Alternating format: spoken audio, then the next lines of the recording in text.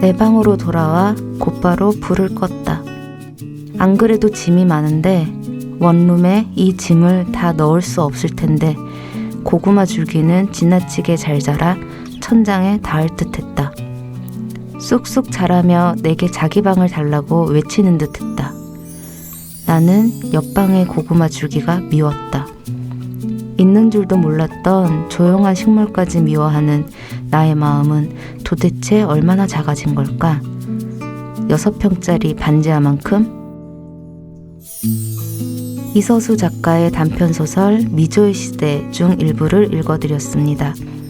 소설의 주인공 미조와 어머니는 아버지가 돌아가시면서 남긴 5천만 원을 가지고 서울에서 살 집을 구해야 합니다.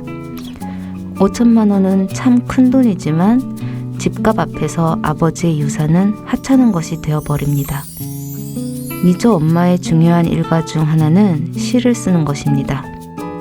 집주인이 빨리 나가달라고 한 날, 엄마는 떡집에서 못 팔고 버린 떡 같은 하루라는 문장을 적습니다. 빛이 들지 않는 6평 남짓한 반지하방을 보고 온 날, 엄마는 길고 무성하게 자란 고구마 줄기를 싹둑 자릅니다. 시를 쓰느니 폐지를 줍는 게 낫다며. 하지만 미조는 엄마에게 시를 계속 써야 한다고 얘기합니다. 여러분에게도 고구마 줄기는커녕 작은 콩알 하나에게도 자리를 내어줄 수 없을 만큼 마음이 작아진 경험이 있으실 겁니다. 그 어떤 문장도 위로가 되지 않는 하루의 끝. 우리는 어떤 시를 쓰게 될까요?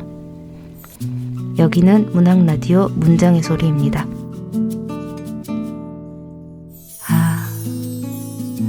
아름답다. 어느새 여름이 도착했구나. 오늘은 또 어떤 핑계로 너에게 만나자 말해볼까. 너는 알까, 내가 널 좋아하는 걸. 사실은 꽤 오래됐지, 처음 만난 날부터. 문학라디오 문장의 소리. 안녕하세요. 저는 문장의 소리 DJ 최진영입니다. 새 책을 낸 작가를 모시고 작품을 둘러싼 다양한 이야기를 들어보는 시간, 지금 만나요 시작합니다. 오늘은 정하나 작가님 모셨습니다. 어서 오세요. 안녕하세요. 반갑습니다. 네, 반갑습니다. 무엇을 좋아하고 무엇을 싫어하시나요? 저는 회를 좋아하고 고기를 싫어하는 네. 정하나입니다. 뚜렷하시구나. 네. 네. 네, 감사합니다. 정하나 작가님에 대해서 소개를 드릴게요. 2005년 대산대한 문학상을 받으며 작품 활동을 시작하셨고, 소설집 나를 위해 웃다, 애니, 술과 바닐라, 장편소설 달의 바다, 리틀 시카고, 친밀한 이방인 등이 있습니다. 문학동네 작가상, 김용익 소설문학상, 한무숙 문학상, 김승옥 문학상 우수상을 수상하셨습니다. 최근에 술과 바닐라라는 소설집을 내셨어요. 네. 어떻게 지내셨어요? 이제 책 내고 나면 사실은 이렇게 지인들 만나고 하는 그런 것들로 굉장히 바쁘잖아요. 그리고 행사도 있고 한데 이번에 코로나 때문에 사실 정말 조용히 이 시간들을 보내고 있고 그쵸. 지금 8월에 아이들이랑 제주도 한 달 살기를 갈 계획이랑 그 준비에 박차를 가하고 있습니다. 얘기만 들어도 좋아요. 네. 네. 좋겠다. 네. 잘 다녀오시길. 네. 네. 이번에 내신 술과 바닐라라는 소설집은 3번째 소설집이고 6번째 책이죠. 네. 이번 책 준비하시면서 어떠셨어요? 어떤 마음으로? 사실은 이렇게 준비하면서 설레임이 별로 없었어요. 그래서 네. 왜 그럴까? 근데 두려운 마음은 늘 책을 준비할 때 있는데 막 설레고 이런 마음은 없고 좀 덤덤했는데 책이 나오고 나니까 너무 좋더라고요. 그러니까 그 이유가 뭘까? 그동안 책을 이제 쭉 내오면서 좀 타성에 젖은 부분이 있었는데 딱 결과물로 나온 책을 보니까 여전히 너무 행복하고 좋더라고요. 그쵸. 그래서 맞아. 네, 즐거웠습니다. 그 뭐랄까 저 같은 경우도 첫 책 나오고 이랬을 때는 몰랐던 네. 그냥 지나가 버리는. 네. 근데 내면 낼수록 좀 뿌듯함 같은 게 더 커지는 네. 것 같아요. 맞아요. 그렇죠. 네, 오래오래 계속 그럼 좋겠다라는 생각을 하게 되고 그렇습니다. 책 뒷표지에는 이런 문구가 크게 써 있어요. 결혼한 여자의 삶은 독하면서도 부드럽고 씁쓸한 동시에 달콤하다.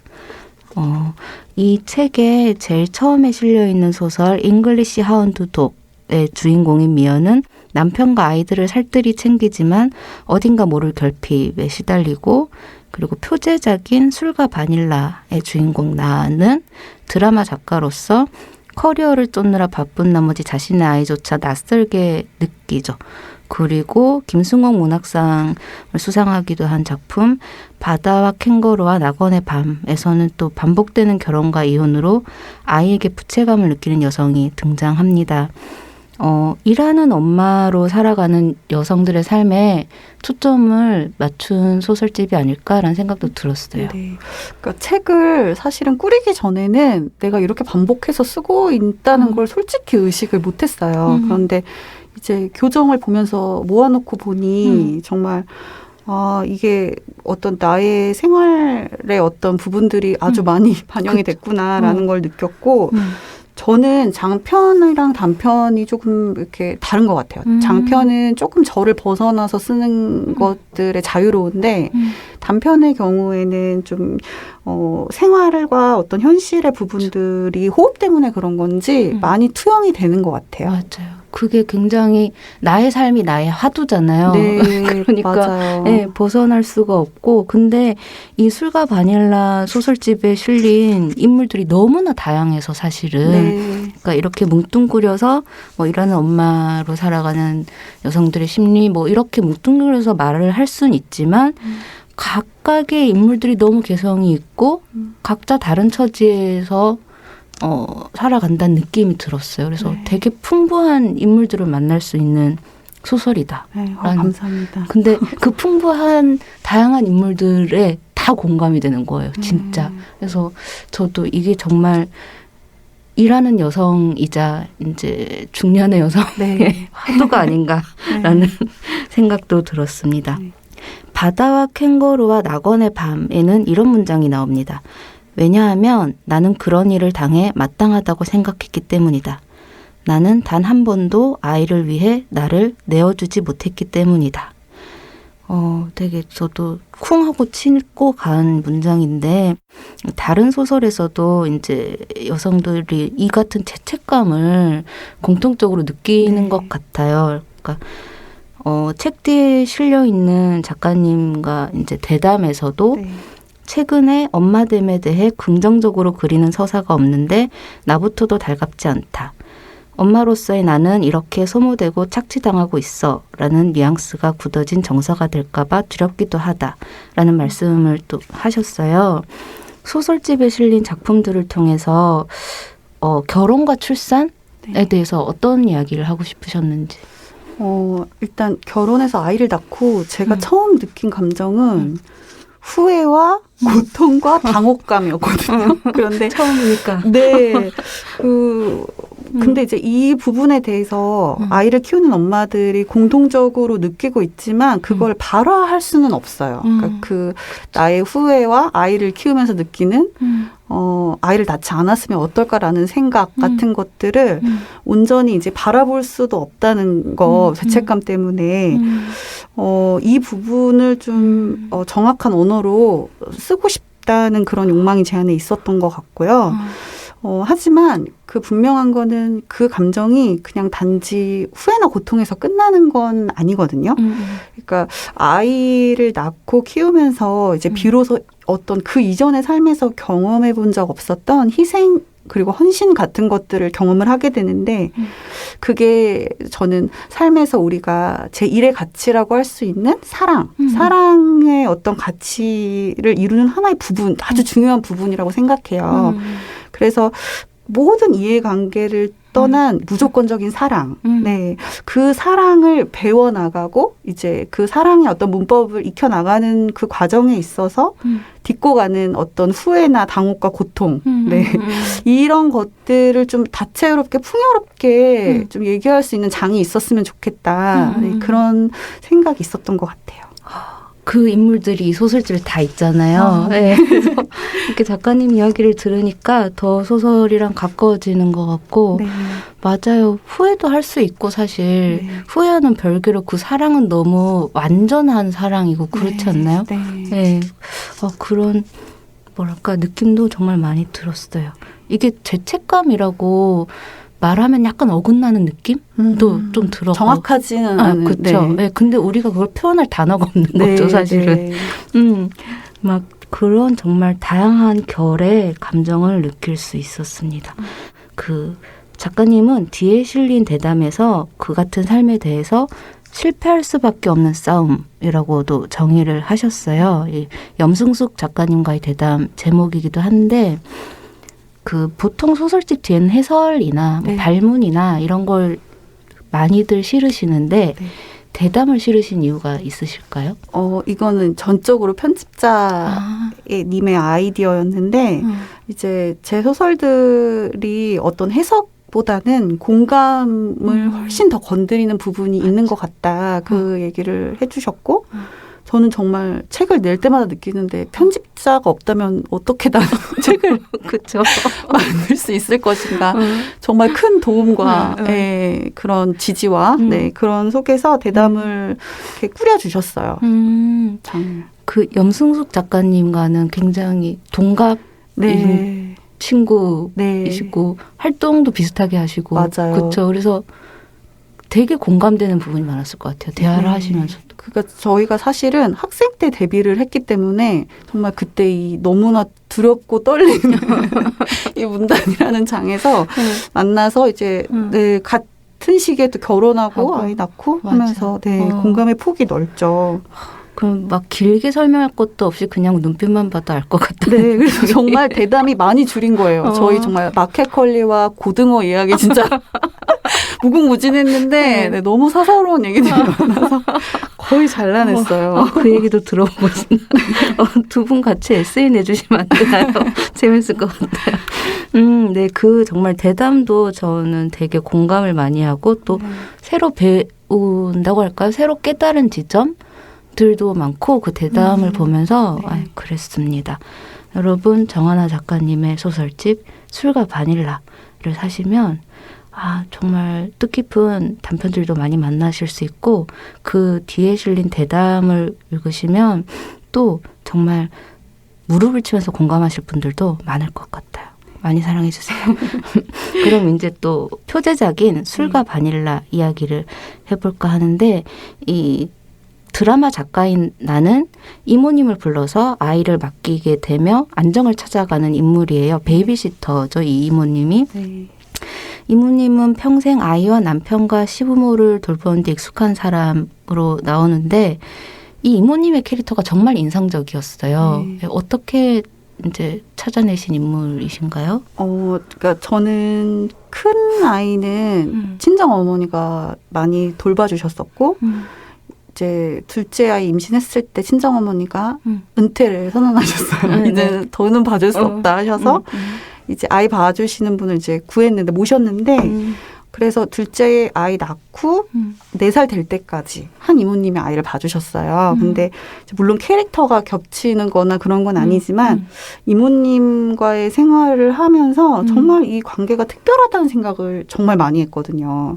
그러니까 보통 그게 사실은 고용주와 고용인의 관계인데 그러니까 작품 안에서 사회생활이라고 표현되는 그 관계인데 사실 그 관계를 이렇게 정말 순간순간 넘나드는 생활을 함께 하면서 또 그리고 우리가 보통 모성의 영역이라고 여겨왔던 가사 살림을 해주시기 때문에 그 부분이 정말 기묘해요. 제가 느꼈던 건 정말 아주 많은 부분 의지를 했었고 제가 이모님한테 또 그분이 저에게도 그런 사랑을 주셨고, 그러니까 이건 정말 그냥 사회생활과는 다르지 않나. 근데 또 사실은 사회생활이거든요. 그쵸. 타인이잖아요. 네. 그래서 이 작품 안에서도 사실은 이 주인공인 여자가 이모님이 돈을 안 받고 온다고 했을 때 되게 공포감을 느끼잖아요. 네, 네.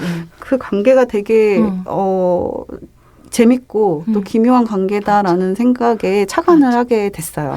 그리고 어떻게 보면은 나의 가장 큰 약점이자 맞아요. 그럴 수 있는 아이를 돌보는 네, 존재잖아요. 맞아요. 난 꼼짝없는 포로가 될 것 같아요. 맞아요. 너 들어요, 네, 정말. 네. 그래서 정말 이 이모님한테도 푹 빠져서 읽다가 정말 말씀하신 대로 소설 후반부로 갈수록 네. 어떡하지? 라는 갈등에 저는 시달렸습니다.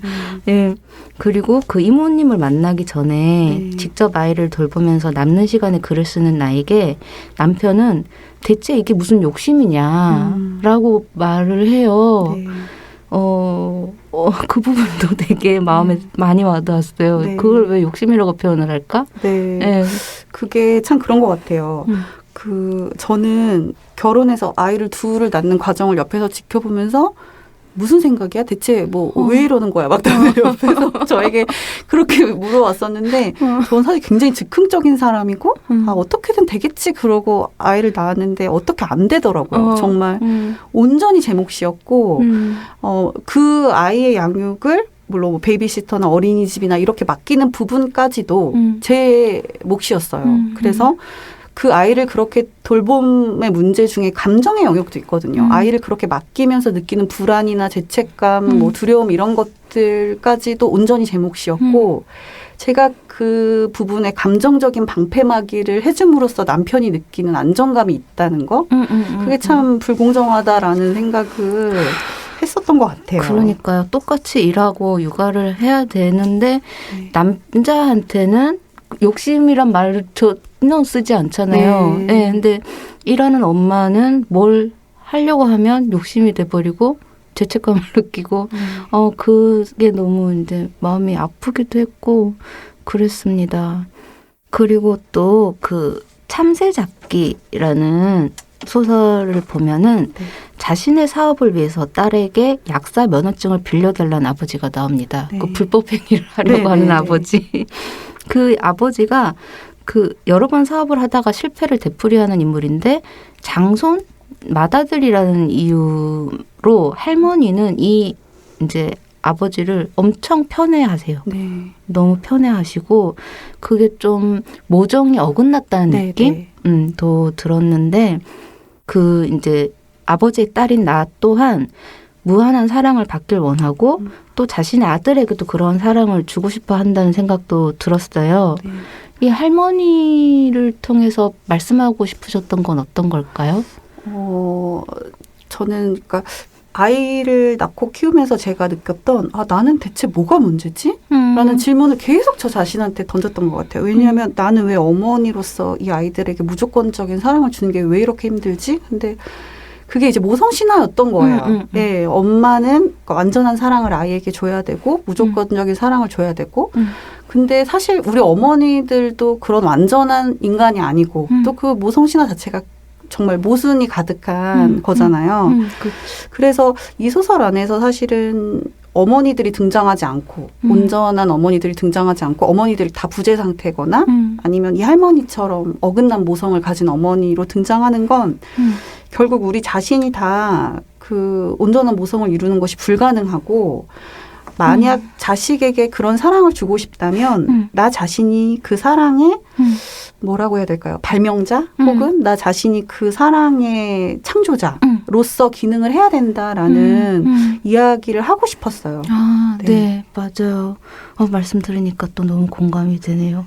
그 모성 신화라는 게 도대체 언제까지 이어질지 언제 깨질지 좀 우리 모두 각자 다른 엄마라는 것을 그리고 작가님 말씀처럼 그런 좀 나약한, 허약한 혹은 조금 부족한 엄마의 를 말할 수 있는 계기가 훨씬 더 많아지면 좋겠다. 네, 네. 네, 우리 모두 그렇지만 말은 못하고 있잖아 라는 생각이 들었습니다.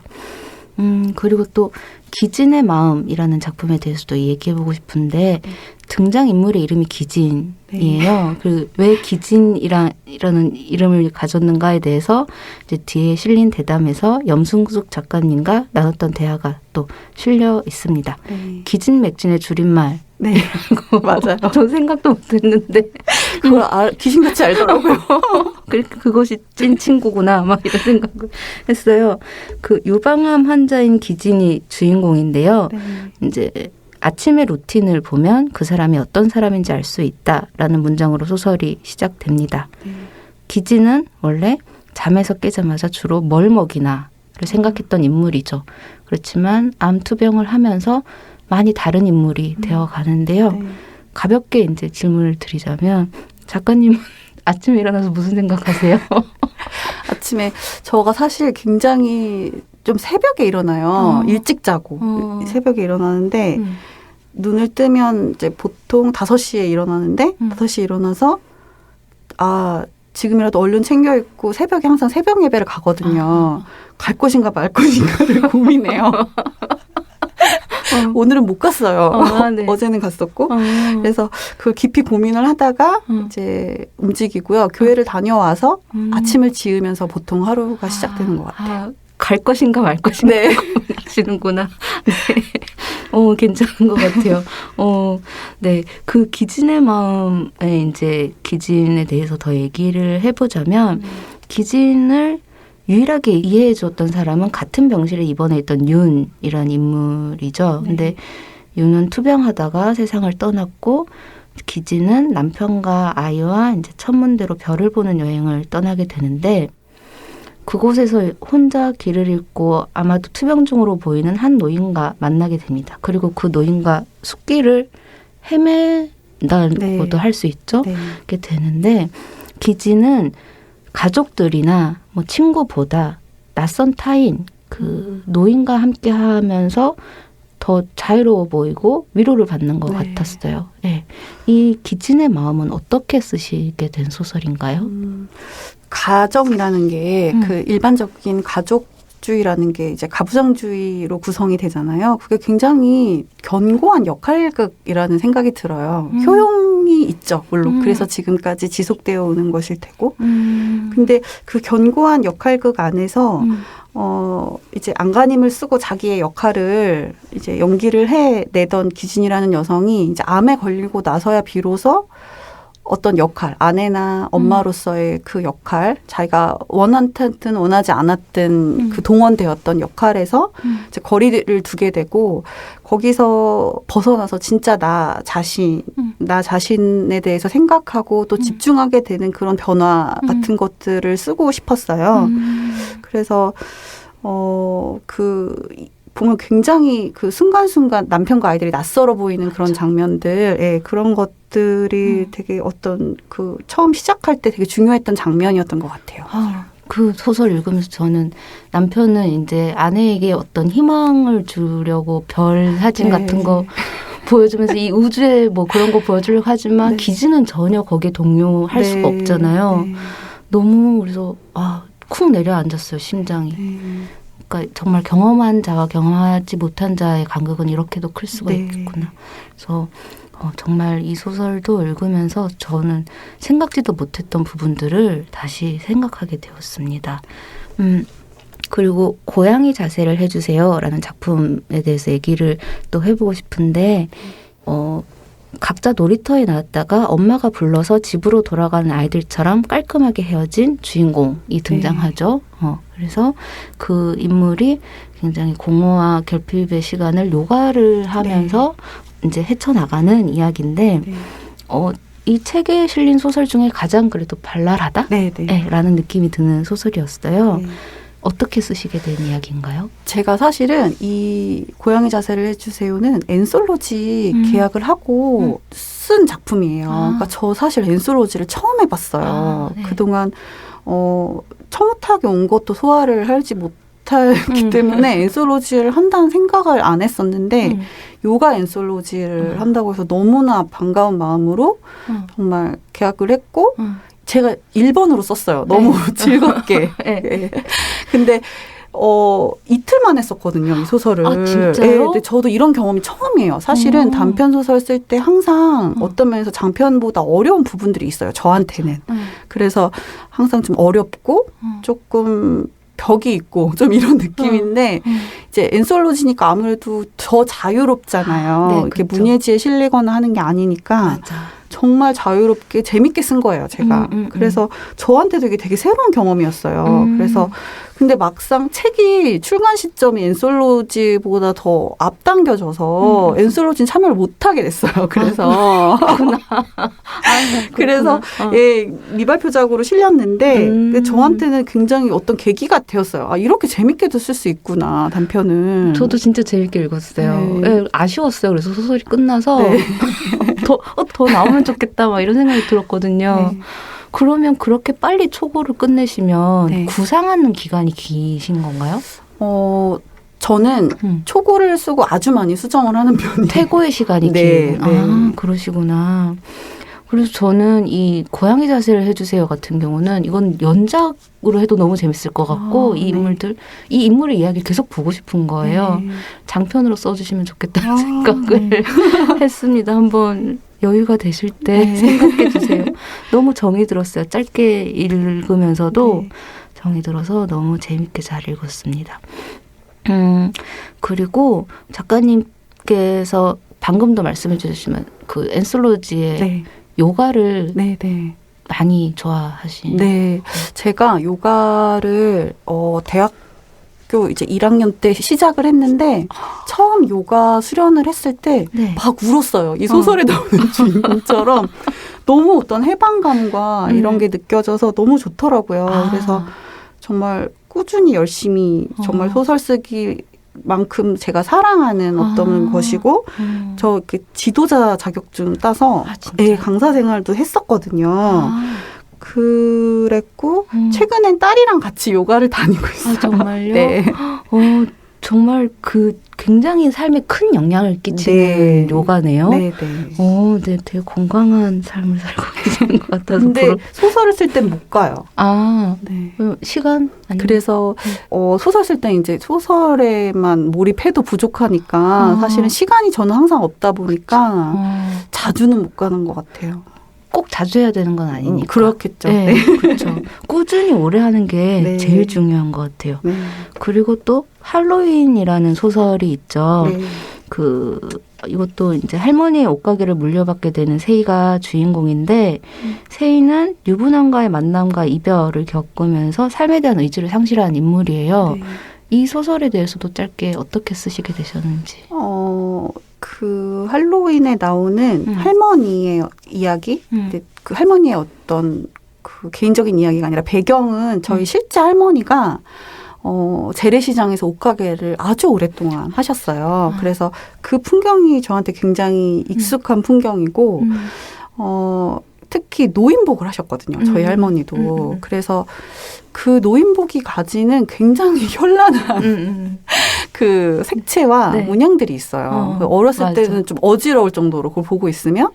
그래서 근데 노인들이 그렇게 화려한 옷을 입는다는 것, 그러니까 죽음과 어떤 반대되는 의미에서의 그 부분들에 천착해서 이야기 구상을 하기 시작했고, 그러시구나. 네, 그 할머니 옷가게가 가장 큰 영향을 저에게 메타포가 되었던 것 같아요. 그 장소가 그렇게 탄생한 장소군요. 네. 이 할로윈도 정말 재밌었어요. 갑자기 뜻밖의 인물이 등장해서 정말 재밌었습니다. 그리고 바다와 캥거루와 낙원의 밤에 대한 이야기도 좀 해주세요. 어떻게 쓰시게 되셨는지. 바다 캥거루와 낙원의 밤도 그 공간적 배경은 제가 그 책에도 썼었는데 저희 딸애가 다니는 유치원, 그 유치원 옆에 요양원이 있는데 노인 보호소, 요양 보호소가 있는데 그 건물이 너무 특이한 거예요. 그러니까 그 노인 요양보호소와답지 않게 막 진짜 탑 모양이 있고 막 그런 건물 문양이 너무 재밌어서 알고 보니까 거기가 되게 그 지역에서 유명한 웨딩몰이었던 거예요. 근데 이제 결혼을 많이 안 하니까 이제 그렇게 바뀐 건데 건물 용도가 그 풍경이 정말 인상적이었어요. 그리고 제가 이제 항상 큰애 이제 유치원에 갈 일이라는 건 버스를 놓쳤을 때 그러니까 차에 태워서 진짜 막 기진맥진해서 아침에 전쟁을 치르고 아이 넣어놓고 이제 딱 차에 타면 정말 아침에 이제 시작인데 기운이 다 빠진 것 같은 그런 심경으로 이제 그 봤을 때 그 노인들의 모습 같은 것들이 저한테 이 작품의 시작이 되어준 것 같아요. 그렇게 웨딩홀이 요양원이 된다는 건 굉장히 의미심장하기도 한데 정말 저는 이 바다와 캥거루와 낙원의 네. 밤의 마지막 장면에서 네. 저는 약간 압도당했어요. 마지막 장면도 너무 뭐랄까 생각할 여지를 너무 많이 주고. 근데 재밌는 게 제가 이거를 낭독회에서 한번 읽은 적이 있는데 실제 거기가 어딘지 아는 분이 계셨었어요. 아, 그 웨딩홀. 네. 어디에 거기죠? 이렇게 아는 분이 정말요? 있어서 너무 참 네, 소설을 쓰는 게 재밌다 그런 생각을 했었어요. 아, 네. 그렇네요. 그걸 아시는 분도 되게 신기하다. 네. 그리고 작가의 말을 보면 글을 쓸 수 없었다고 적으셨습니다. 네, 코로나 때문에 쓰지 못했던 시간은 어떻게 보내고 견디셨어요? 작년에 이제 그 작가의 말에도 썼지만 새로운 지역으로 이사를 왔는데 이제 등교 중지, 입학 중지 막 이렇게 되면서 사실은 그 전까지 엄마가 계셨고 베이비시터가 있었는데 이제 그런 것들이 다 단절된 상태. 사람을 또 새로 구하기도 되게 작년에는 무서운 상황이었잖아요. 네. 그래서 또 그 와중에 중간중간 자가격리의 시간도 있었어요. 그래서 아이들이랑 정말 집에 이렇게 갇혀 있는 시간들이었는데 온갖 종류의 만들기를 정말 그런 온갖 키트, 그 만들기 키트를 다 했던 것 같고 그런데 또 한편으로는 아이가 크는 모든 순간을 그렇게 옆에서 바라봐 준 것도 사실은 처음이었어요. 네, 그래서 거기서 오는 그 의미 같은 것도 없지 않는 시간이었던 것 같아요. 그렇죠. 모든 일에는 장단이 있죠. 네. 네. 정말 근데 그 아이가 어린이집에 가는 3시간, 4시간 그마저도 너무 소중한 나만의 시간인 거고. 그래서 모두가 정말 힘든 팬데믹의 시대지만 돌봄 노동을 하는 집안에 갇혀서 돌봄 노동을 하는 엄마들에게는 진짜 너무 힘든 시간이었겠다라는 생각도 들었습니다. 작가님은 정말 빨리 데뷔하셨어요. 대학생 때 데뷔하셨고 지금은 엄마가 되어서 아이를 키우면서 글을 쓰고 계신데 그런 삶의 변화가 당연히 소설에도 영향을 미쳤겠죠. 네. 저는 그 직장 생활이나 사회 생활을 해본 적이 없고 대학 때 이제 등단을 했고 작가로서 글을 쓰다가 이제 결혼을 한 거라 어떤 일상성의 영역을 제가 별로 경험해 본 적이 없었다는 생각이 들어요. 그러니까 소설을 보면 전혀 그렇지 않아요. 근데 최근 소설이 더 그런 것 같아요. 그래서 그러니까 그런 부분들이 제가 얻은 부분인 것 같아요. 결혼해서 아이를 키우면서 비로소 보통 일상성의 영역이라는 거를 습득을 한 것 같아요. 그러니까 정말 내킬 때 먹고 내킬 때 자고 정말 좀 뭐랄까요. 굉장히 좀 괴팍할 정도로 제가 원하는 것만 하면서 살아왔었거든요. 그래서 정말 그 대학 친구들이나 제가 결혼해서 이렇게 아이 낳고 산 거 보면 너무 놀래요. 제일 안 할 것 같았는데 빨리 이렇게 아이도 낳고 했다고. 근데 사실 그런 것들을 익혀나가는 과정이 굉장히 힘들었는데 그 일상성의 영역들을 그 선배 소설가들이나 이제 선생님들이 모든 것들이 다 소설이 된다라는 이야기를 해주셨었어요. 근데 그게 이제 그때는 되게 답답했고 그랬는데 돌아보고 나니 그런 것 같아요. 네. 저는 그 엄마가 된 소설가들을 보면서 저는 그런 생각해요. 저 사람들은 내가 모르는 절대 알 수 없는 뭔가를 알고 있다. 근데 그분들은 저를 알거든요. 그냥 나와 같은 생각을 한 적이 있으니까. 근데 저는 그런 생각을 해본 적이 없잖아요. 굉장히 큰 뭔가를 알고 있다.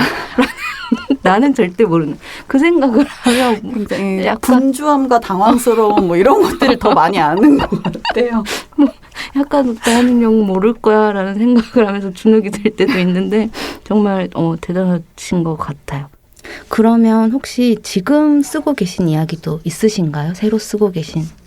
지금은 사실 제가 그 재작년에 이제 큰아이 1학년 되기 전에 이제 선배들한테 워낙 1학년 되면 끝이다. 1학년 때 워낙 애들 케어를 좀 해야 되기 때문에 네 시간이 없을 거다라는 얘기를 많이 들어서 장편 초고를 정말 급하게 썼었어요. 재작년 말에. 근데 그거를 작년에 이제 한 번도 열어보지도 못했죠. 아이들이랑 이제 갇혀있고 하면서. 근데 최근에 그걸 좀 고치고 있어요. 네. 고치고 있고 단편도 쓰고 있고. 너무 그렇습니다. 정말 멋있으세요. 네, 기대하고 있겠습니다. 그러면 이제는 내가 가장 사랑하는 문장들 해보겠습니다. 네. 작가님께서 직접 골라오신 문장을 낭독해 주시는 코너인데요. 네. 어떤 부분 읽어주실 저는 건가요? 고양이 자세를 해주세요. 네. 에서 네. 마지막 부분. 네. 네. 그러면 작가님의 낭독 들어보겠습니다. 늦은 밤 꾸준히 요가 수련을 하러 오는 사람들은 대개 불면으로 고생했던 경험이 있다. 불면의 이유란 하고 많아서 해소하는 데에도 정답은 없지만 분명 도움이 되는 것들을 나는 잘 알고 있다. 사람들과 함께 조금 웃는 것, 그리고 고양이 자세를 하는 것. 나는 매일 수련이 시작되기 전에 사람들에게 웃기는 이야기를 해준다.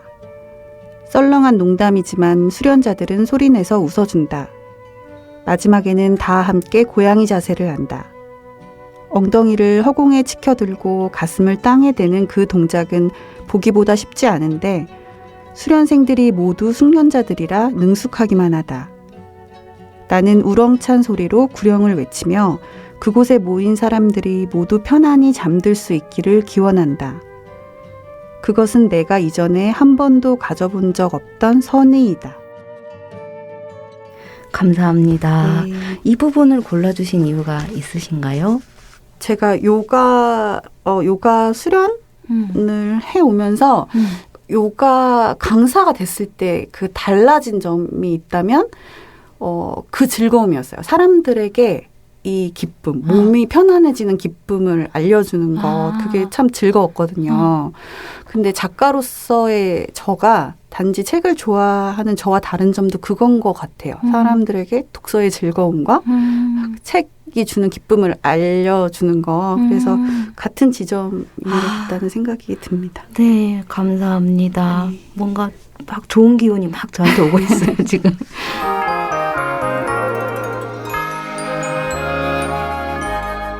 그러면 이제 지금 만나요의 마지막 코너인 마이 페이보릿 해보겠습니다.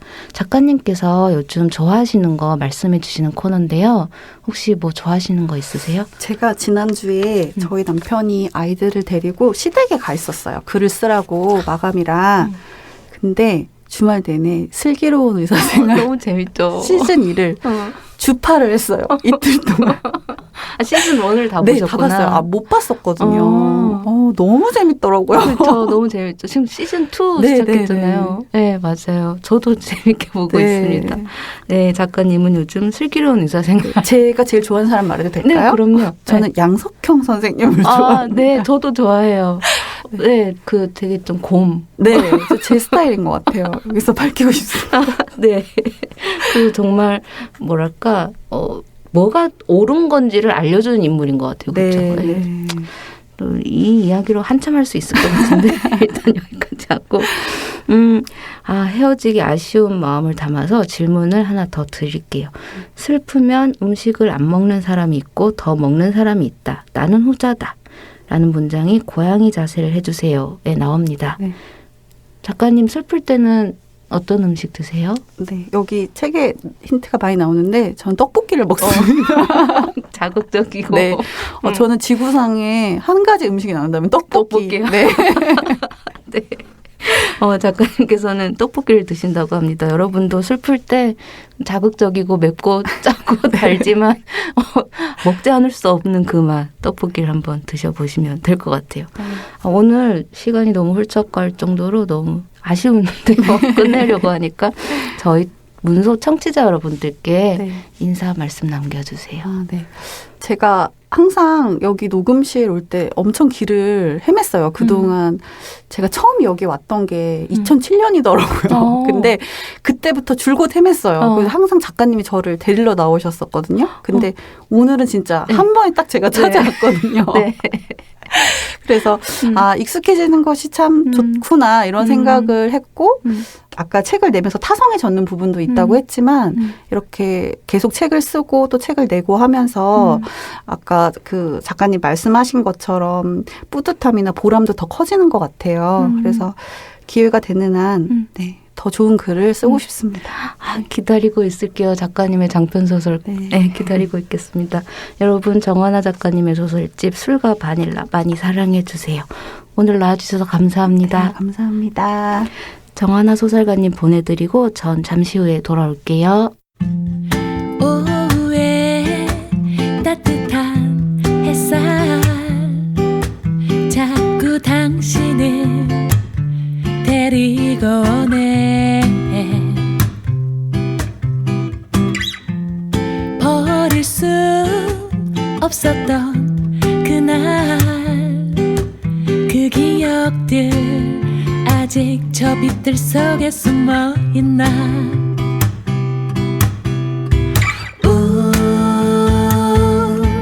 괜찮나요 그립다 말하면 내 꿈에 초대할 텐데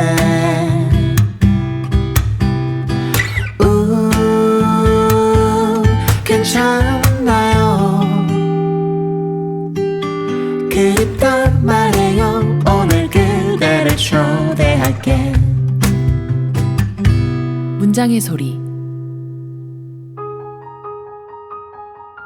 한국문학번역원이 제5회 한민족 이산문학 독후감 대회를 개최합니다. 이산문학은 태어나고 자란 땅을 여러 이유로 떠나야 했던 이들이 낯선 타지에서 겪었던 삶의 여정과 아픈 기억을 담은 값진 우리문학입니다. 대회 도서로 지정된 25종의 이산문학 작품 중 한 권을 읽고 여러분의 소중한 경험과 감상을 나누어 주세요.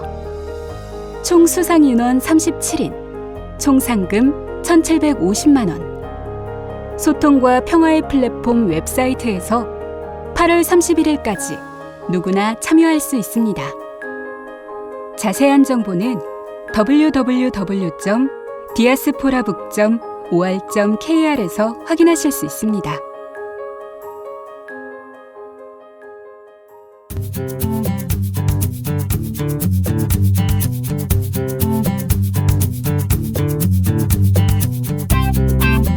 문장의 소리 2부 작가들의 수상한 취미생활 본업인 글쓰기 외에 전문가 못지않은 방대한 지식을 자랑하는 작가들의 수상한 취미에 대해서 이야기 나눠보는 시간입니다. 오늘 만나볼 수상한 취미는 바로 LP애호인데요. 기혁 시인님 자리에 모셨습니다. 어서 오세요.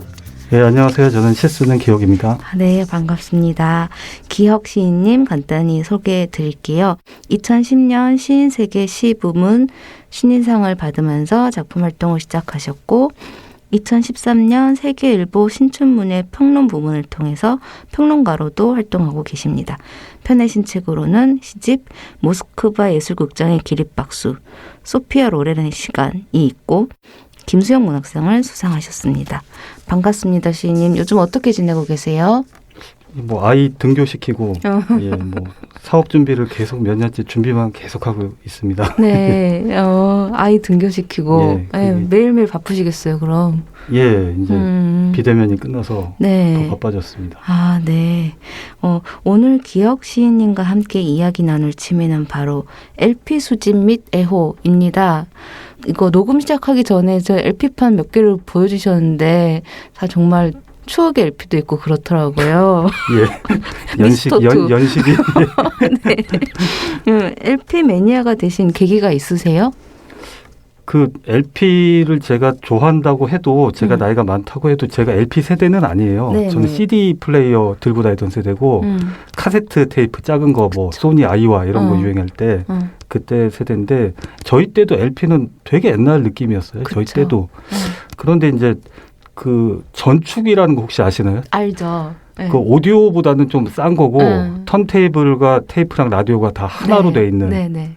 그래서 어머님들이 옛날에는 꼭 덮개를 덮어놓으세요. 그 천으로 된 거. 맞아요. 그래서 덮개를 열기 전에는 턴테이블의 존재를 몰랐어요. 근데 외삼촌이 이제 집에 이렇게 좋은 게 있는데 왜 썩히냐 하면서 이제 외삼촌이 LP를 좀 좋아하셨는데 그 덮개를 열고 이제 틀어주신 거죠. 아, 그때 보고 좀 뭐 놀라기도 하고. 빠져들으셨구나. 예, 이게 신기하잖아요. 이렇게 돌아가면서. 그쵸. 그리고 LP는 전기를 연결 안 해도 소리가 좀 들려요. 아, 그래요? 예. 이게 놓고 손으로 돌리면 되게 미세하게 소리가 들려요. 신기하다. 그것도 신기하고 그래서 오. 그때부터 이제 좀 빠져들게 된 거죠. 그러니까 말씀하신 것처럼 저희는 CD 세대, 뭐 그렇죠. CD 세대인데 요즘은 또 음원으로 사람들이 듣잖아요. 예, 예. 예. 그러다 보니까 좀 젊은 친구들에게는 LP라는 게 생소할 수도 있을 것 같아요. 그 LP 매니아로서 LP에 대한 설명과 그 어떻게 빠지게 되셨는지 막 이런 스토리. 빠지게 된 거는 이제 아까 말씀드린 그 부분인데 그 이제 나중에 이제 턴테이블을 제가 사지는 못해요. 그때도 굉장히 비쌌어요. 예, 지금보다 더 비쌌을 거예요. 대중화가 안 돼서 너무 비쌌고 누가 이제 하는 걸 본 거죠.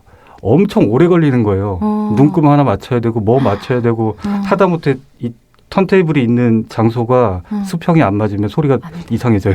그렇군요. 엄청 그래가지고 그렇게 이제 손이 많이 가는 그 준비 작업의 매력을 좀 느낀 게 있고요. 그리고 휴대가 안 되잖아요. 그쵸. 지금 저도 가방 엄청 땀 흘리면서 네. 갖고 왔는데 네. 뭐 노래 좀 들으려면 엄청 이게 휴대도 안 되고 오히려 이제 그 준비 작업을 하려면 그만큼 시간과 공간과 다 노력이 있어야 되니까 그런 게 이제 매력이 아닐까. 그 까다로움이 오히려 예, 매력적인. 네. 그럴 것 같아요. 딴 짓을 못 하잖아요. 그쵸. 딴 걸 못 하게 하잖아요. 그게 이제 매력이고. 오로지 나에게만 집중해. 예. 네, 그렇습니다. 그러면 현재까지 수집한 LP판의 개수와 모으신 LP판 중에 꼭 소개하고 싶은 그런 LP판이 있다면 소개해 주세요. 그러니까 저도 제가 뭐 나이가 막 되게 많지는 않기 때문에 많긴 한데 그 한 80 먹은 할아버지들은 이제 아마 LP판 200원, 300원 하던 시절이 있어요. 되게 옛날에 500원 막 이럴 때. 근데 저는 그래도 4,800원 이상일 때부터 샀기 때문에 많이는 못 샀고 돈도 네. 없었고 저도 그냥 그 황학동이나 이런 데 이제 남대문 같은 데 도매로 네. 뭐 한 300장, 400장 이렇게 사가지고 듣다가 다 이제 이사 때문에 처분을 했는데 아깝다. 그게 갖고 있던 건 한 그 당시엔 한 750장 정도 있었던 것 같아요. 그리고 그 중에 이제 몇 개만 남기고 처분을 하고 지금은 이제 LP판이 이제 많이 나오잖아요. 또 맞아요. 인터넷 서점에 많이 팔고 그렇게 이제 새로 모으기 시작한 게 지금 한 150장 정도 돼요. 150장. 예, 그러니까 지금 한 200장 좀 넘나? 한 그 정도 가지고 있어요. 그러면 소개하고 싶은 LP판. 소개하고 싶은 건 뭐 이제 LP 얘기를 좀 이제 계속 하면서 얘기를 들을 텐데 네. 조금 신기한 LP가 네, LP판을 지금 꺼내고 계십니다. 가방에서. 네, 무엇이 나올 것인가. 이게 듀스 LP판이에요. 네. 이게 1집, 2집이 제가 LP로 가지고 있거든요. 네. 어떤 게 1집이야?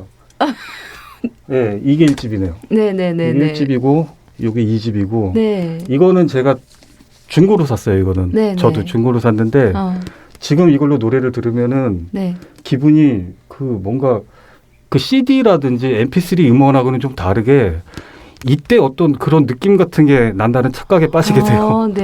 예. 정말. 왜냐하면 여기에 남아있는 기스들은 그쵸. 지금 만들어진 게 아니라 그쵸. 저도 중고로 구입했으니까 최초로 개봉한 사람부터 지금까지 남아있을 거 아니에요. 그러면 이제 재밌는 거죠. 그 기스 이렇게 버벅거리는 잡음 같은 것도. 제가 알고 있는 여름 안에서란 노래가 여기에 있는 건가요? 예, 그렇죠. 대박. 정말.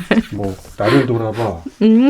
여름 안에서. 뭐 그 나를 돌아봐. 그리고 이거는 이제 미개봉 LP인데 여기에 여름 안에서가 있네. 그렇네요. 이거는 이제 미개봉이요. 미개봉인데 나중에도 이제 개봉 미개봉이 왜 가격 차이가 좀 나기 때문에 얘기를 할 건데 가격을 떠나서 이거는 제가 뜯고 싶지가 않아서 안 뜯었어요. 아, 여름한 회사가 들어가 있는. 그렇기도 하고 이 자켓도 너무 멋있고. 멋있고. 예, 여기 이제 김성재 씨는 돌아가시기도 했고. 네. 너무 멋있어가지고.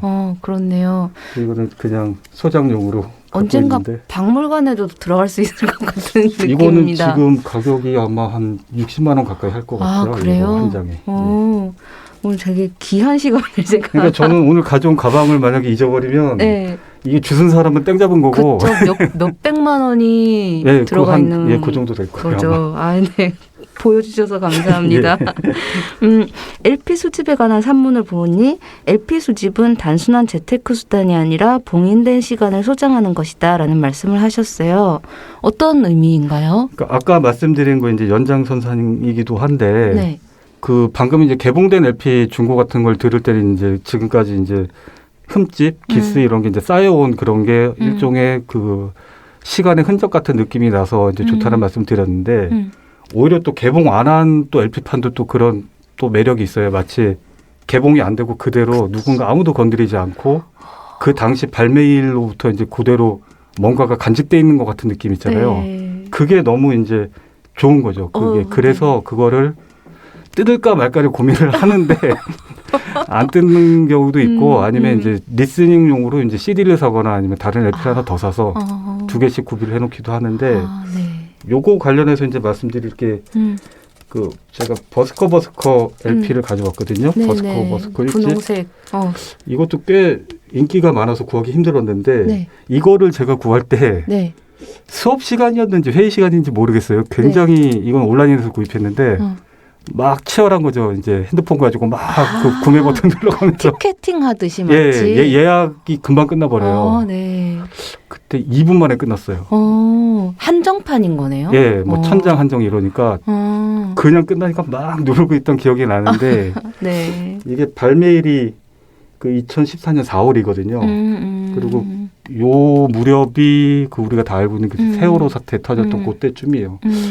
그러니까 그런 여러 가지 이제 기억이 중첩이 되니까 이거를 막상 뜯기가 좀 마음이 되게 꺼려지더라고요. 그래서 이거는 이제 CD로 자주 듣고 그냥 이거 이제 가지고 있는 거죠. 봉인되어 있는 그렇죠. LP네요. 뭔가 그야말로. 이렇게 네. 그런 느낌이 좋아서. 그 이 봉인이라는 의미가 굉장히 깊은 의미인 것 같아요. 말씀을 듣다 보니까 그때의 기억과 시간과 그렇죠. 네. 이것을 뜯지 않는 나의 인내력과 그러니까 본인이 느끼는 어떤 신념 같은 게 있는 거죠. 나름대로. 네.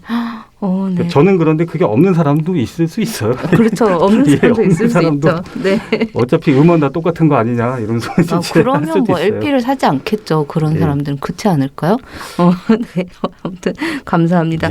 자, 그러면 기억 시인님의 LP 사랑이 어느 정도인지 알아보기 위해서 몇 가지 질문을 준비했습니다.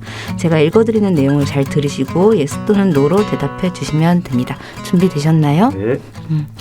혹여나 귀한 LP가 숨어 있을까봐 누가 버린 오디오장이나 쓰레기 더미를 그냥 지나치질 못한다. 예스. 와, 소장용 LP판의 보호를 위해 미개봉 LP판을 바라보며 CD로 음악을 듣기도 한다. 예스. LP판의 잡음은 세상 그 어떤 음악보다 아름다운 소리이다. 이거는 아름다움에 약간 이건 일단 노를 할게요. 마지막은 노를 하셨습니다. 그러면 이제부터 예스와 노 대답하신 내용을 살펴보도록 하겠습니다. 혹여나 귀한 LP가 숨어 있을까봐 누가 버린 오디오장이나 쓰레기 더미를 그냥 지나치지 못한다의 예스라고 하셨어요. 그렇게 얻게 된 LP판이 혹시 있으신가요? 그러니까 저도 그렇게 막 어마어마하게 막 그 클래식이나 재즈까지 가면 수입반까지 이제 가게 되면 저도 그 정도 지식은 없어요. 그래서 막 엄청 보문을 건진다고 할 그런 지식은 없고 다만 제가 좋아하는 노래가 버려진 거를 주신 적은 꽤 있어요. 아, 그래요? 뭐 노래를 찾는 사람들 LP라든지 뭐 해바라기 LP 뭐 이런 거 옛날 그러니까 어딘가에 이렇게 전축 세트랑 같이 있다가 전축 고장 나니까 거야? 그대로 버린 거예요. 아깝다. 그러니까 그걸 고쳐 쓰기도 요새는 아시겠지만 돈이 더 들어요. 고치는데 그러니까 LP까지 딸려서 이제 버리면서 이제 거기서 이제 주신 게 좀 있죠. 그러시구나. 그리고 소장용 LP판의 보호를 위해서 미개봉 LP판을 바라보는 CD로 음악을 듣기도 한다 해도 예스라고 하셨어요. 리스닝용 LP와 소장용 LP가 있으신 거잖아요. 그러니까 이게 어떻게 보면 느낌이 약간 자린고비처럼 좀 불쌍해 보이는데 이게 뜯으면 값어치가 떨어질 것 같아서 이렇게 발발 떨면서 CD로 듣는 것 같은데 네. 그렇지는 않고요. 그렇지는 않고 아까 말씀드린 것처럼 이제 그 개인의 어떤 신념 같은 거예요. 그러니까 이거는 내가 어떤 봉인된 시간이 있다라고 내가 가정을 하자라고 했기 때문에 안 뜯은 거고 그런 식으로 따지면 저는 되게 이상한 리스너인 거죠. 혹시 루시아라는 가수 아세요? 아니, 네, 알아요. 루시아 그 이상 주황색 LP판이 있거든요. 그거는 지금 값어치가 그것도 한 돈백 해요. 아, 그래요? 근데 저는 그거 아무렇게나 막 굴려요. 노래가 너무 좋아서 하도 들어가지고 막 네. 굴리고 기스도 가고. 그러니까 노래를 좋아하는 게 미디어를 앞서게 되면 그렇게 돼요. 아. 김광석 LP도 제가 그 당시에 나온 미개봉반은 발음이 꼬이죠. 당시에 나온 미개봉반은 거의 가격이 굉장히 비싼데 그 후에 이제 최근에 나온 것도 한 40만 원이 넘어요. 아. 4, 50만 원. 근데 저는 그거 다 뜯어서 듣거든요, 그냥. 아. 왜냐면 듣고 싶으니까. LP로 듣고 싶은 예. 노래들. 예, 김광석 노래라든지 뭐 이런 노래들은 LP로 제가 듣고 싶었어요, 꼭. 그리고 기스가 점점 생기는 것도 마음에 들고. 그거는 그냥 이제 계속 듣는 거죠. 정말 애호가의 면모를 아주 잘 보여주시는 것 같아요. 소장용 LP 말이 나와서 얘기인데 서태지와 아이들의 모든 정규 앨범 LP를 미개봉 상태로 예. 소장. 와, 대박. 한정판이나 희귀한 LP인 경우에 굉장히 고가에 팔리는 걸로 알고 있는데 혹시 막 가끔 그 충동 들지 않으세요? 이거 막 내가 좀 그러니까 이게 아까 말이랑 또 약간 연장인데 만약에 이제 시가가 많이 나오면 기분은 좋죠. 네. 아이고 이게 나는 그냥 좋아서 샀는데 이렇게 올라갔구나인데 재테크가 만약에 되려면 시세에 따라서 제가 시세를 매일 체크를 하면서 올라갔을 때 팔고 또 값이 떨어지면 매입도 하고 그래야 되잖아요. 근데 그거는 한 번도 판 적이 없어요. 단 한 번도 팔아본 적은 없고 진정하네요. 그냥 올라서 기분은 좋다. 뭐 이 정도이고 그렇죠. 서태지 아이들 이거는 1집은 제가 산 거고 1집은 제가 샀어요. 그때는 1집은 생각보다 이렇게 LP가 많이 나올 시절이라 3집은 저도 없어가지고 나중에 그때 돈으로도 꽤 많이 주고 샀거든요. 3집이 발해를 꿈꾸는 예. 그게 제일 구하기가 힘들어요. 이제 LP가 단종이 되면서 넘어가는 시기라 그게 이제 어떻게 되는 거냐면 단종이 되고 나서 한참 지날 때까지는 네. 가격이 떨어져요. 네. 왜냐면 아무도 안 들으니까. 근데 그걸 다시 찾는 사람이 점점 생기면 이제 가격이 엄청 올라가는데 그 사이에 구하게 됐어요. 아, 저는. 구하셨구나. 예, 운이 좋게. 그래서 다 가지고 계신 예, 거잖아요. 그러다 보니까 이제 다 가지게 된 거고 멋있습니다. 전부 저기 옥션을 이용해서 샀습니다. 아, 멋있습니다. LP판의 잡음은 세상 그 어떤 음악보다 아름다운 소리이다의 노라고 하셨어요. 예. 그에 대해 더 말씀을 해주신다면. 그러니까 아름답다라는 의미라기보다는 뭐 그러니까 중고 LP판을 보면 별 일이 다 있어요. 진짜 피 묻어 있는 경우도 봤어요. 제가. 피 묻어 있는. 예. 어머. 시커멓게 이렇게 LP판 안에 종이가 들어있거든요. 이렇게 종이도 있는데 네. 근데 보면 아마 전 피라고 생각을 해요. 네. 뭔가 호러 느낌이 나는데 네. 뭔가 아름답다 뭐 이런 느낌보다 그러니까 인간이 살면서 이렇게 삶이 만들어낸 소리라고 불러야 되나? 예. 인간의 소리. 그러니까 아름답다기보다는 뭔가 흠집이 나려면 움직임이 동반이 돼야 되잖아요. LP가 가만히 미개봉 상태에 꽂혀 있는 건 흠집이 안 나잖아요. 그치. 근데 흠집이 났다라는 얘기고 계속 주인이 바뀌었다는 얘기는 움직임이라는 게 됐다는 얘기고 그건 일종의 생명력처럼 이렇게 네. 그런 거니까 네. 어떻게 삶의 그런 흔적 같은 게 소리로 전환된 것 같은 느낌이라서 아름답다라고만 바로 말하기는 좀 어렵고 흔적의 소리. 예 뭔가 좀 다양하죠. 예, 뭐 이렇게 한마디로 말하기 어려운 예 그냥 삶의 소리다 정도로 그치, 인생의 소리. 네. 예, 뭐 거창하게 가면 예. 아, 네, 말씀해 주셔서 감사합니다. 저도 LP판을 하나 가져보고 싶다는 생각이 안 들었는데 하는 게 낫습니다. 그쵸. 돈 많이 들어요. 저 턴테이블도 사야 되고 네. 네. 스피커도 사야 되고 앰프도 사야 되고 난리 납니다 이제. 집도 좁은데 담념하겠습니다. 네, 그러면 이제 문학 얘기도 나눠볼까 하는데요. 기억 시인님의 삶에서 LP와 음악은 빼놓을 수 없어 보이는데 그렇다면 실제로 LP와 연관되어 집필한 작품도 있으세요? 직접적으로 딱 연관은 없고요. 그러니까 예전에 라이센스 음반이 많이 나왔어요. 지금은 그냥 외국 음반을 그대로 수입해서 요새는 거의 파는데 옛날에는 뭐 퀸이 있으면 원래 영국에서 파는 퀸 음반이 있고 네. 그거를 이제 그 음원을 이제 라이센스 계약을 해서 제조를 한국에서 하는 거죠.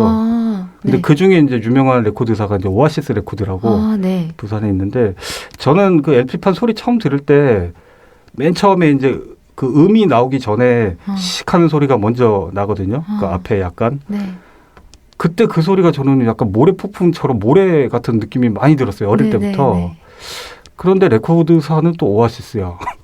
이게 재밌잖아요. 이게. 네, 그렇네요. 그래서 그런 걸 가지고 첫 시집에서 시를 썼던 게 하나 있어요. 그래서 제목도 아라비안 나이트예요. 아, 그렇구나. 예. 모래폭풍. 예. 아, 네. 그래서 그런 거를 쓴 적이 있고 약간 저는 그 모래라는 것도 생각이 나고 그리고 어떤 LP는 일탈 같은 느낌도 좀 나요. 일탈. 왜냐면 흠집이 계속 생기는 것 자체가 뭔가 쭉 정규적인 이런 선이 있는 거에서 이렇게 바깥으로 막 나가잖아요. 네네. 이런 것들이.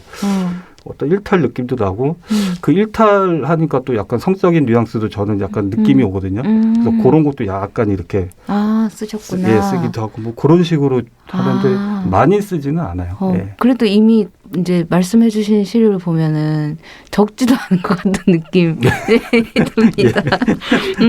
그러면 시인님의 시 중에 옐로카드라는 시의 일부를 제가 잠깐만 읽어보겠습니다. 펑펑 태양을 차고 놀던 아이들이 각자의 그림자 위로 모래를 턴다.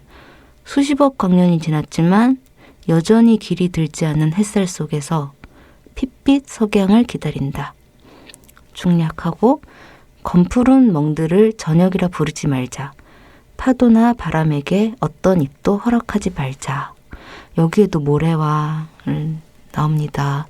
이 시에 대해서 좀 시인님께 이 시에 대한 설명을 부탁드려도 될까요? 이거는 일단은 생각은 그렇게 썼던 거예요. 우리가 지구본이 있으면 그 동그라니까 그거를 뭐 공이라고 은유하거나 하는 건 너무 다 쉬운 일인데 사실상 그 지구본의 조그마한 나라들 사이의 분쟁이라든지 어떤 가슴 아픈 일이라든지 하나도 해결을 못 하잖아요.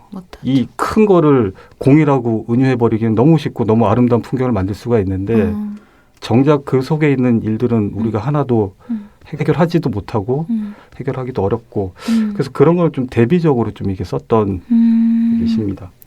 LP 소리의 잡음에 대한 시인님이 말씀해 주신 그것도 또 연상이 되네요. 지금 말씀을 들으니까. 그런가요? 네. 고맙습니다. 그냥 아름다운 소리라고 말할 수가 없다. 예. 이것은. 그 느낌이 들었습니다. 기억 시인님의 첫 시집 모스크바 예술극장의 기립박수를 내시면서 잡힐 듯 잡히지 않는 이미지의 연쇄를 통해 이제껏 본 적 없는 기이하고 아름다운 시적 무대를 만들어낸다라는 평을 들으셨어요.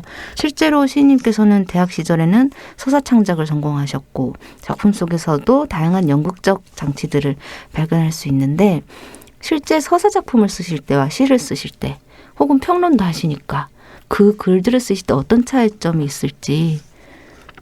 그 서사 창작가를 가기 전에 원래 과가 한예종 안에 연극원 안에 연극학과라고 있어요.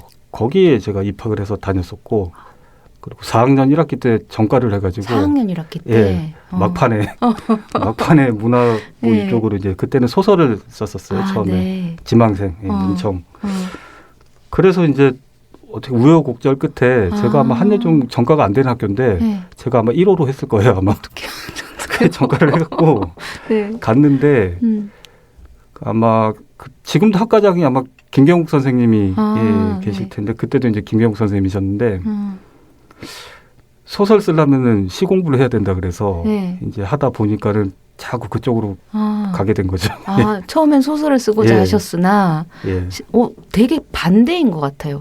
시인을 꿈꾸다가 소설가가 되는 분들은 많이 들었는데 그런가요? 네, 소설가를 꿈꾸다가 소설가가 어렵더라고요.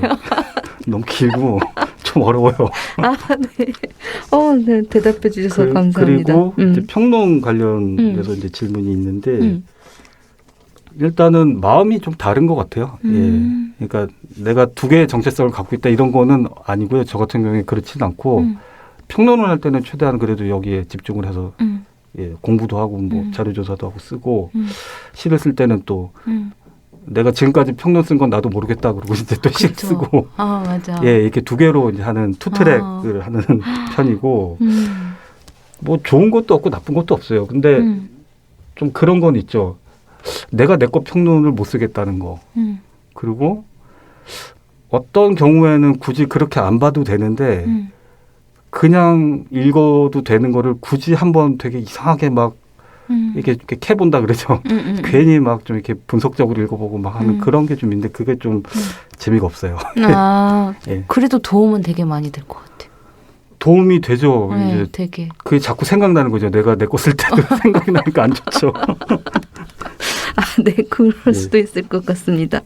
그러면 이제는 기혁 시인님께서 직접 골라오신 문장을 들어보는 낭독 시간을 가져볼까 하는데요. 어떤 작품 읽어주실 건가요?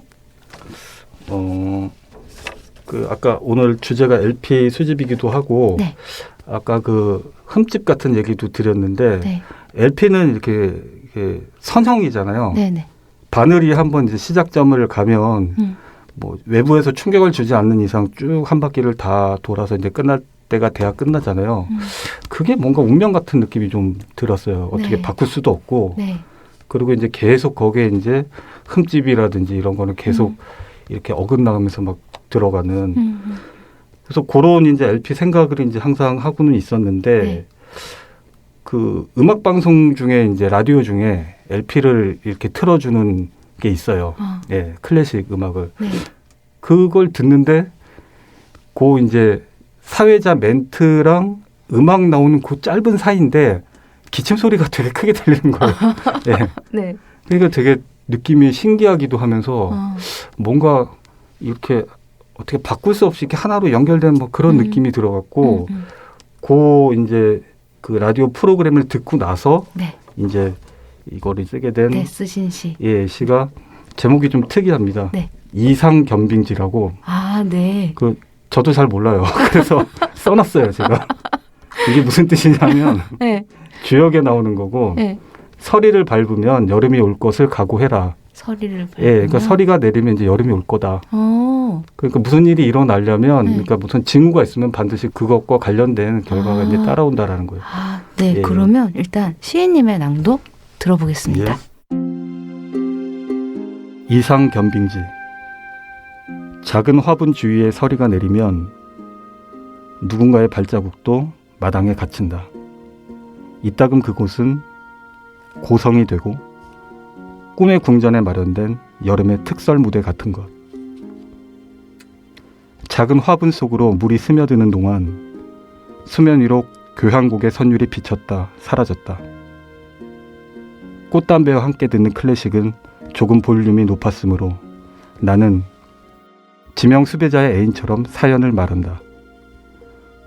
숲은 보라색, 보라색은 너의 루비, 숲은 보호색, 보호색은 너의 이름.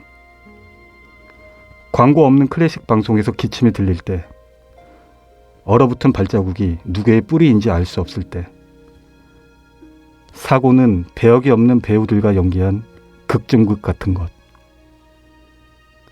꽃담배로 꿈꾸던 매운 연기를 피해 애인은 창문이 필요하다고 했다. 청량한 공기와 햇살, 서리가 드나들던 탈옥의 크기만큼. 정말로 줄넘기를 꺼내면 뿌리가 움직일지도 모르지. 그대가 있어 외롭지 않다던 지명 수배자, 식물에게 운동이 필요하다고 생각했던 건 한여름밤의 꿈을 청취한 다음의 일이었다. 감사합니다.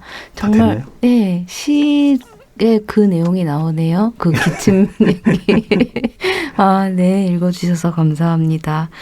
기혁 시인님의 세 번째 시집 얘기도 좀 해주세요. 이제 언제쯤 계획하고 계시는지. 지금 뭐 확정된 건 아무것도 없는데 이제 원고를 정리하는 중이에요. 예, 네. 그동안에 발표했던 걸 한번 정리해 보니까 네. 이상하게 물고기 뭐 이런 걸 많이 썼더라고요. 네네. 그래서 아마 좀 뭔가 물고기 관련된 게 많이 나올 것 같아요. 물이나 물고기나 그런 바다? 것들이. 뭐 예, 뭐 바다 관련된 것도 나오고. 그 아직 정확한 출간 계획은 없으시고. 예, 아직은 없고. 네, 그럼. 모으는 중입니다. 네, 세 번째 시집도 기대하고 있겠습니다.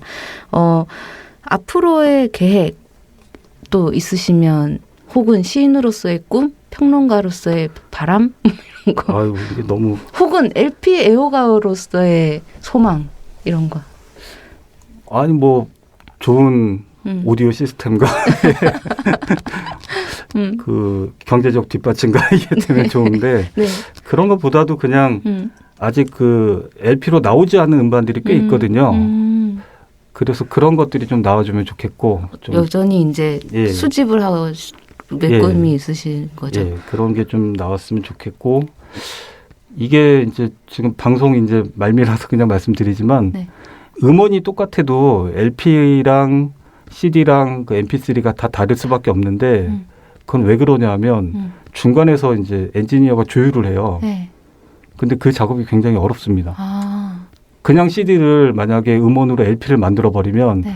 들을 수가 없어요. 아. 소리가 다 이상해져서. 아 그래요? 예. 어. 그래서 그런 좀 훌륭한 엔지니어들이 지금 한국에는 거의 없는데 좀 한국에도 그런 이제 좀 예, 훌륭한 회사가 나와서 좀 수준 높은 음반을 좀 만들어줬으면 예, 좋겠다는. 그러면 꼭 소장하고 싶은 LP판 하나만 말씀해 주신다면.